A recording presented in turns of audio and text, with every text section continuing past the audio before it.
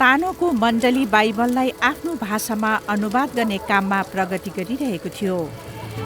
तिनीहरूले लुकाको सुसमाचारका आफ्ना मनपर्ने कथाहरू र तीतस तथा प्रेरितका पुस्तकहरूका केही भागहरूबाट सुरु गरे, जुन तिनीहरूलाई यस समयमा आफ्नो मण्डली परिवारका लागि महत्त्वपूर्ण हुन लागेको थियो। अनुवादको काम अगाडि बढ्दै जाँदा प्रत्येक नयाँ खण्ड मण्डलीमा सिकाइन्थ्यो र समुदायसँग छलफल गरिन्थ्यो। फलस्वरूप मण्डली ठूलो र बलियो बन्दै गइरहेको थियो। अनुवाद राम्रोसँग अघि बढिरहेको थियो, तर परियोजनाको विरोध देखा परेको थियो। तानोको व्यापक क्षेत्रमा केही जनाले उक्त कामको विरोध गरेका थिए। केहीले चर्चको विरोध गरे, जबकि अरूले दाबी गरे कि चर्चसँग बाइबल अनुवाद गर्ने क्षमता वा अधिकार छैन। यसले टिममा हतोत्साह र सन्देह उत्पन्न गर्यो। सायद यो हाम्रो लागि धेरै ठुलो काम हो। तानो अनुवाद टोली केही माईहरू छिटै भ्रमणमा आउने भएकोमा कृतज्ञ थियो। उनीहरू सुरुदेखि नै तानोको अनुवाद प्रयासका लागि निरन्तर सहयोग गर्दै आएका थिए। तानोहरूले आशा गरेका थिए कि उनीहरूले तिनीहरूका वर्तमान चुनौतीहरूमा पनि सहयोग गर्न सक्लान्। जब माई तानोमा आइपुग्यो, यस्तो लाग्यो कि केही समय नै बितेको छैन। तिनीहरूले सँगै खाना खाए र एकअर्काको सङ्गतमा आनन्द लिए। अर्को दिन उनीहरूले तानोको प्रगति र उनीहरूले सामना गरिरहेका चुनौतीहरूबारे छलफल गरे।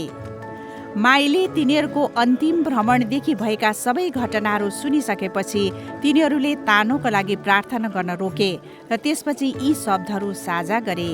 तपाईले सामना गर्नुभएको विरोध र त्यसको परिणाम स्वरूप तपाईले महसुस गर्नुभएको शङ्काका बारेमा सुनेर हामी दुखी छौँ। केहीले हाम्रो कामको विरोध गरेका छन् र हामी पनि कहिलेकाहीँ निरुत्साहित भएका छौँ, जस्तो तपाईँ अहिले हुनुहुन्छ। के तपाईँलाई थाहा छ यसुले उहाँका चेलाहरूलाई विरोध र सतावटको बारेमा चेतावनी दिनुभएको थियो? के तपाईँलाई यो पनि थाहा छ जब हामी कष्टको सामना गर्छौँ तब परमेश्वरले हाम्रो नजिक रहने र हामीलाई सान्त्वना दिने प्रतिज्ञा गर्नुभएको छ? हामीलाई थाहा छ यो गाह्रो छ र परियोजना लामो छ, तर आज तपाईँले हामीलाई दिनुभएको राम्रो प्रतिवेदनलाई नबिर्सनुहोस्। तपाईँको अनुवाद प्रगति गरिरहेको छ, तपाईँको विश्वास बढिरहेको छ, चर्च बलियो बनाइँदैछ र तानोमा र त्यसभन्दा पर पनि नयाँ चेलाहरू बनाइँदैछन्। हामी तपाईँ र उहाँको वचनप्रतिको तपाईँको विश्वास योग्य आज्ञाकारिताको लागि परमेश्वरलाई धन्यवाद दिन्छौँ, किनभने यसले धेरै फल फलाउँदैछ। तपाईँको प्रोत्साहनले हामीलाई धेरै अर्थ राख्छ, तर हाम्रा केही शङ्काहरू अझै बाँकी छन्। हामी विशेषज्ञ अनुवादक होइनौँ। हामी कसरी विश्वस्त हुन सक्छौँ अनुवाद वितरण गर्न पर्याप्त राम्रो छ? तपाईँले अविश्वसनीय प्रगति गर्नुभएको छ। तपाईँको प्रश्न महत्त्वपूर्ण छ। तपाईँलाई अनुवादको कामलाई यहाँ तानोका चिया किसानहरूको काम जस्तै सोच्दा सहयोग पुग्न सक्छ। तपाईँलाई थाहा छ चिया बगान सुरु गर्नु गाह्रो काम हो। चिया उत्पादकले सर्वप्रथम चिया खेतीको लागि उपयुक्त ठाउँ खोज्नु र तयार गर्नुपर्छ। त्यसपछि खेतहरूमा बिउ वा चियाका साना बिरुवाहरू रोप्नुपर्छ। जब पुरै खेतमा रोपाइ सकिन्छ तब पनि काम सकिँदैन। चिया टिप्न र उपभोग गर्न तयार हुनुभन्दा पहिले अझै धेरै काम गर्न बाँकी छ। चिया खेतमा रोप्नु बाइबलको पुस्तक वा नियमको प्रत्येक पदको पहिलो मस्यौदा अनुवाद गर्नु जस्तै हो। सबै शब्द, पद वा अध्यायहरूको अनुवाद गर्नु एक महान उपलब्धि हो, तर हामीले विश्वासका साथ यो अनुवाद वितरण गर्न चाहन्छौँ भने काम अझै जारी रहन्छ। चिया उत्पादकले फेरि कहिल्यै चिया रोप्नु नपर्न सक्छ, तर अझै पनि धेरै काम गर्न बाँकी छ। बिरुवाहरूलाई हेरचाह गर्नुपर्छ, पानी हाल्नुपर्छ र काटछाँट गर्नुपर्छ। झार र किराहरू हटाउनुपर्छ। यो तपाईँले अनुवादको परीक्षण गर्दा गर्ने काम जस्तै हो। स्थानीय मण्डली, अगुवाहरू र समुदायले तपाईँलाई अनुवादमा सुधार गर्न सकिने क्षेत्रहरू देख्न मद्दत गर्नेछन्। उनीहरूका सुझावहरू समावेश गर्दै जाँदा अनुवाद सुधार हुँदै जान्छ र तपाईँको आत्मविश्वास बढ्दै जान्छ। चिया वितरण गर्नुअघि त्यसलाई टिप्नुपर्छ र सावधानीपूर्वक प्रशोधन गर्नुपर्छ। गुणस्तर सुनिश्चित गर्न पातलो छनौट गर्न, सुकाउन र तयार गर्न विशेष औजारहरू र धेरै सहयोगी हातहरू चाहिन्छ। यस्तै गरी अनुवादहरू अन्तिम जाँच र समीक्षाहरूबाट लाभान्वित हुन्छन्।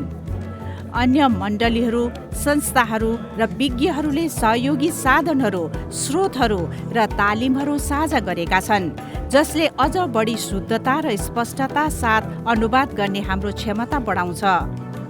यी स्रोतहरू निशुल्क रूपमा उपलब्ध छन् र हामी तपाईँसँग यीमध्ये अझै बढी साझा गर्न उत्सुक छौँ।